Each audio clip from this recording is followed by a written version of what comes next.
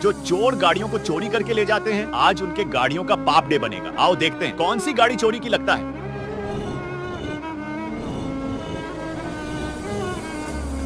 यही गाड़ी चोरी की है, लेकिन उसे देखने से पहले। बेटा, मुझे देखकर इग्नोर मत करना। इस बार जो भी एग्जाम में पास होना चाहता है मैं पास कर दूंगी, मगर मेरा भी एक काम करना होगा। तुम्हें इस वीडियो को एक लाइक और चैनल को सब्सक्राइब करना होगा और 5 सच्चे मित्र को शेयर करना होगा। और मेरे बेटे, जाते जाते कमेंट में सरस्वती माँ लिख दो। और इसका तो पापड़ी बन गया।